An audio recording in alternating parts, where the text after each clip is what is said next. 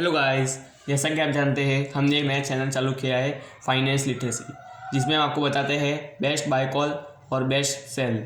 So today मैं आपको बताने वाला हूँ एक बेस्ट बाय कॉल जो कि है HDFC बैंक। जैसा कि आप सब जानते हैं HDFC बैंक एक लीडिंग कंपनी है बैंकिंग सेक्टर के अंदर। सो आइए हम जानते हैं इस बैंक की विशेषताओं और इसके मेरिट्स के बारे में जो इस बैंक को टॉप बाय कॉल बनाती है। सो आप देख सकते हैं इस बैंक का नाम HDFC बैंक, ये एक सब्सिडरी कंपनी है HDFC लिमिटेड की, and it's leading bank among all the private and public bank in India with the market cap of around 7 lakh crore. ये सब बात हम आगे भी जान लेंगे। सो हम आगे स्टार्ट करते हैं। So and introduction to company. First बात करते हैं हम इंट्रोडक्शन के बारे में। As we all know that HDFC bank is the one of the largest company private as well as public bank by market capitalization as well as profit. Second, HDFC Bank was incorporated on August 1994 in Mumbai. HDFC bank 1994 के अंदर start हुआ था, इसकी head office Mumbai के अंदर है। Second, it is among the first bank to get licence from RBI to start private bank. मतलब ये ऐसे बैंक है जो मतलब स्टार्टिंग की पहली बैंकों में से है जिसे RBI ने प्राइवेट बैंक का लाइसेंस दिया था। Next, mister Deepak Parekh was the chairman of the HDFC bank in 1994। मतलब दीपक पारेख नाम का आदमी इस HDFC बैंक के चेयरमैन थे 1994 के। और बात करते हैं ब्रांचेस की, तो प्रेजेंटली इंडिया के अंदर HDFC बैंक की ब्रांचेस 5416 ब्रांचेस है, जो कि 550 सिटीज़ अक्रॉस इंडिया के अंदर, जो बहुत बड़ा आंकड़ा है। नेक्स्ट बात करते हैं HDFC securities and HDFC financial service are its subsidiaries. मतलब ये दोनों कंपनियाँ इसकी सब्सिडरीज हैं। नेक्स्ट बात करते हैं इसके CEO की, तो करेंट इसके CEO है मिस्टर शशिधर जगदीशन, जो रिसेंटली अपॉइंट हुए हैं और उन्होंने आदित्य पुरी को रिप्लेस किया है। अभी नेक्स्ट हम बात करते हैं कंपनी के ऐसे क्या एसेंशियल्स और क्या क्या रेशियोज़ है जो कंपनी को बहुत अच्छा बैंक बनाती है। सो फर्स्ट हम बात करते हैं इसकी मार्केट कैप की। तो करेंटली इस बैंक का मार्केट कैप है 7,58,500 करोड़, जो ऑल ओवर बैंकिंग सेक्टर के अंदर इंडिया के अंदर हाईएस्ट है। नेक्स्ट बात करते हैं इसके काशा रेशियो की। CASA ratio stand for current account saving account ratio. मतलब टोटल बैंक के अंदर अकाउंट्स के अंदर करंट अकाउंट और सेविंग अकाउंट का रेशियो इस बैंक का है 42.23%, जो कि एक बहुत अच्छा रेशियो है। नेक्स्ट बात करते हैं हम इसके नंबर ऑफ शेयर्स की। तो प्रेजेंटली बैंक के 550.77 करोड़ शेयर्स बैंक मार्केट के अंदर प्रिवेलिंग कर रहे हैं। नेक्स्ट बात करते हैं हम PE ratio. It stand for profit earning ratio. Bank का PE रेशियो ओनली 26.6 है। ऐसे देखा जाए तो एक ही थोड़ा हाई है, पर बैंक की सेक्टर के बारे में बात करें तो बाकी सारे बैंकों से सेक्टर के कंपैरिजन में इस बैंक का PE रेशियो कंफर्टेबल है। नेक्स्ट बात करते हैं हम EPS की। Stand for earning per share. तो बैंक का EPS है 51.78, जो कि ईयर ऑन ईयर ग्रोथ कर रहा है। नेक्स्ट बात करते हैं हम इस बैंक की ROE रेशियो की। It stand for return on equity. तो बैंक का रिटर्न इक्विटी 16.40 है, जो कि कच्चा है। नेक्स्ट बात करते हैं हम CAR रेशियो, यानी कैपिटल एडिक्यूट रेशियो, जो बताता है बैंक की करंट कैपिटल तथा रिस्क रिवॉर्ड रेशियो क्या है, जो वो 18.42 है। इसे माना जाता है कि CAR रेशियो जितनी हाई होती है उतना बेटर रहता है, तो HDFC बैंक की CAR भी अच्छी रेशियो है। नेक्स्ट बात करते हैं हम cost of liabilities. Cost of liability का मतलब ये होता है कि बैंक को अपने सारे अकाउंट्स को मिलाकर बैंक को नेट कितना इंटरेस्ट देना पड़ता है लोगों को। मतलब जैसे सेविंग अकाउंट है तो उसको बैंक पे अलग देना पड़ता है, करंट अकाउंट पे समथिंग देना पड़ता है इंटरेस्ट, FD पे 7% 8% देना पड़ता है। तो टोटल मिला के बैंक को कितना इंटरेस्ट देना पड़ता है पब्लिक को, तो ये जितना कम होगा उतना बेटर रहेगा। तो HDFC बैंक का करंट कॉस्ट ऑफ लाइबिलिटी है 4.54, जो कि एक अच्छा है। नेक्स्ट बात करते हैं हम बैंक ने मतलब कितना इंटरेस्ट अर्न किया है। इंटरेस्ट अर्न मतलब बैंक ने जितने भी लोन दिए कॉर्पोरेट सेक्टर को, कॉमर्शियल सेक्टर को, तो मतलब उससे मतलब लोन देकर बैंक ने कितना इंटरेस्ट अर्न किया है, तो वो है 1,14,812 करोड़।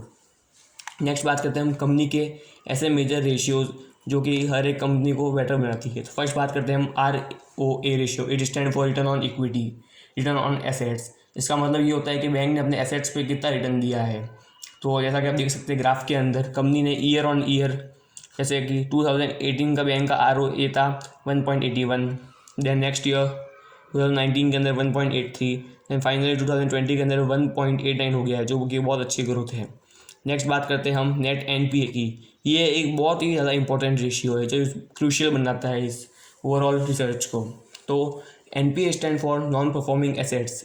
हमको एनपीए से ये पता चलता है कि कंपनी का दिया हुआ लोन कितना उसको रिपे नहीं हो पा रहा है। यानी जैसे समझो बैंक ने अगर 100 रुपये दिए हैं तो उसके अंदर से वो कितना वापस से लोगों से बात ले नहीं पा रही है और कितना अमाउंट बैड डेप हो पा रहा है। तो एचडीएफसी का नेट एनपीए ओनली फॉर 0.36% है, जो कि एक बहुत बहुत ज़्यादा अच्छा आंकड़ा है। अब देख सकते हैं कंपनी का 2018 के अंदर 0.40, फिर 0.39, 0.36 हो रहा है, कंटिन्यूस डिक्रीज हो रहा है, जो एक बहुत ही गुड इंडिकेटर है बैंक को परचेस करने के लिए।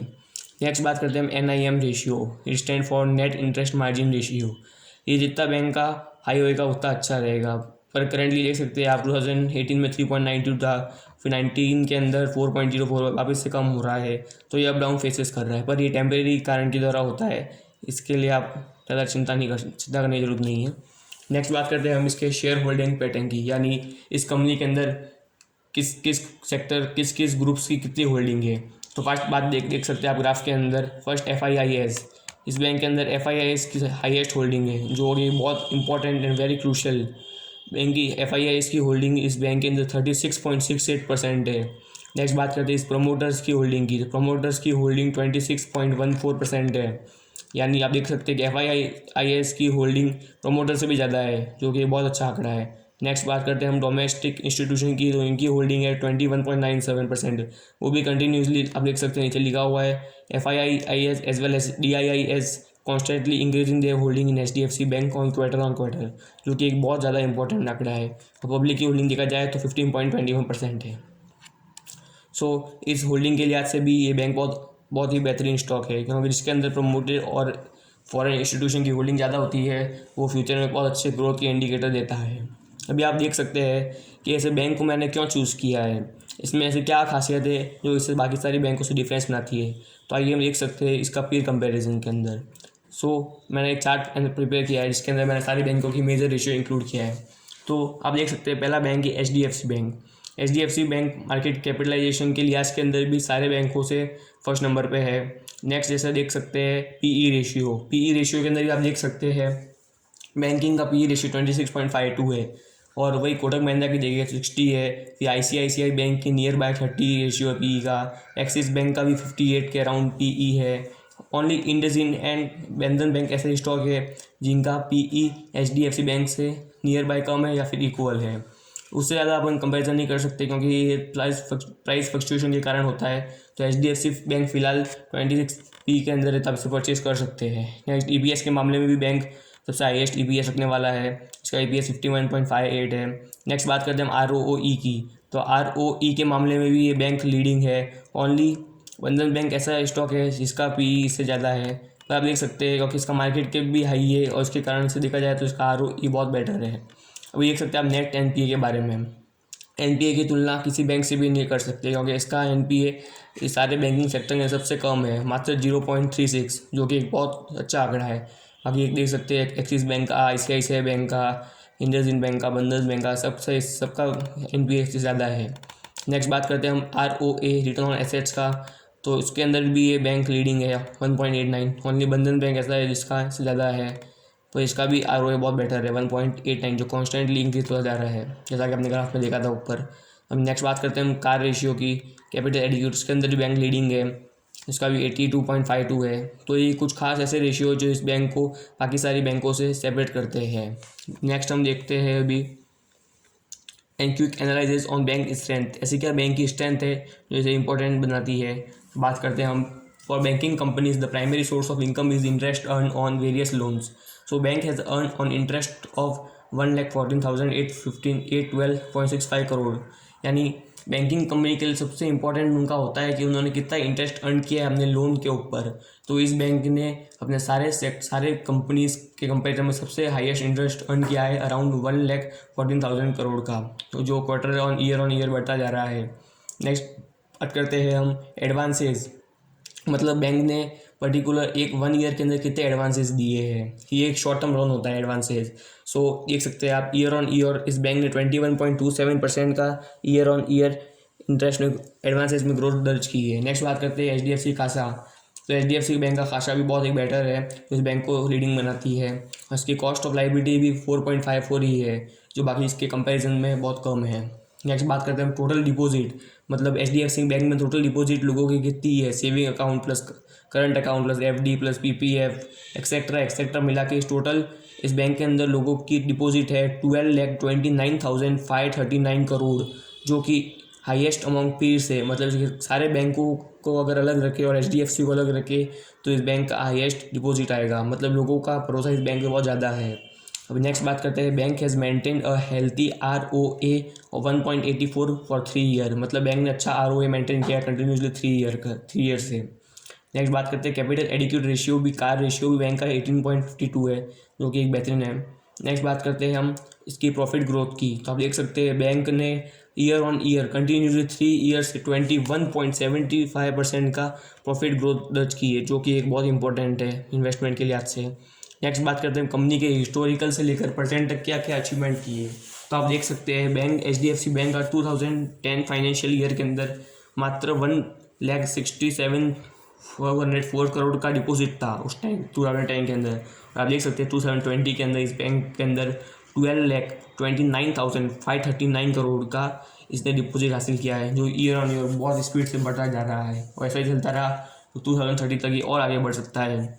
सो नेक्स्ट बात करते हैं हम लोन है एडवांसेस की, मतलब HDFC बैंक का कितना लोन दिया है उसने और एडवांसेस कितने हैं। तो 2010 के अंदर इसके एडवांसेस थे, लोन एडवांसेस थे 1,25,830 करोड़, बट 2020 के अंदर इसके हैं 9,93,703 करोड़।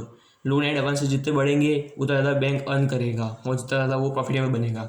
सो लोन एडवांस भी एक इंपॉर्टेंट डाटा है।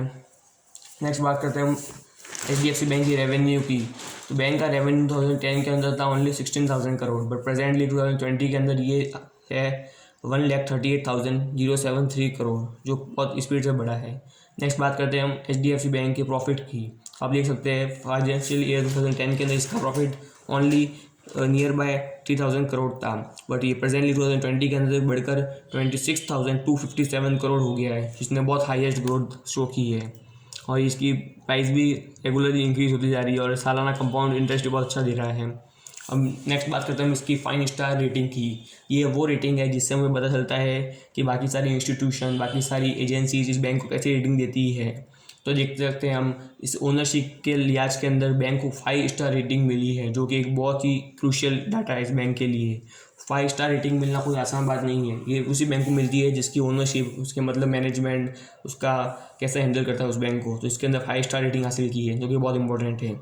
नेक्स्ट बात करते हैं इसकी एफिशिएंसी की, तो मतलब क्या वो बैंक उसने एसेट्स को मैनेज करने में एफिशिएंस है, क्या उसने बैंक प्रॉफिट को मैनेज करने में एफिशिएंस है, तो उसके अंदर भी बैंक ने 5 स्टार की रेटिंग हासिल की है, तो वो बहुत इंपॉर्टेंट है। नेक्स्ट देख सकते हैं हम वैल्यूएशन के मामले में, वैल्यूएशन के मामले में बैंक ने 3 स्टार हासिल किए, जो कि इंपॉर्टेंट है और वो कंटिन्यूसली इसको वैल्यूएशन के मामले में भी अपने बैंक को इंपॉर्टेंट करने में ध्यान दे रहे हैं। नेक्स्ट बात करते हैं फाइनेंशियल्स की, इस बैंक के फाइनेंशियल ने भी 4 स्टार हासिल किए, यानी इस बैंक के profit and loss statement, cash flow statement, balance sheet, assets, liabilities, इन सबको मर्ज करके भी कंपनी वालों ने इस बैंक को 4 स्टार रेटिंग दी, जो कि बहुत इंपॉर्टेंट है। तो आपने आज देखा हमने एक HDFC बैंक के पॉजिटिव फैक्टर के बारे में रिसर्च एनालाइज किया और आप भी अपने बेसिस पे एनालाइज करके HDFC बैंक को परचेस कर सकते हैं। और अगेन मैं कहना चाहता हूँ कि ये मेरा कोई पर्सनल रिकमेंडेशन नहीं है, ये मैं ओनली अपने फैक्चुअल डाटा और इवेंट्स के बेसिस पे आपको बता रहा हूँ। Thank you. अगर अच्छा लगा हो तो लाइक कीजिए, सब्सक्राइब कीजिए, कमेंट कीजिए। Thank you guys.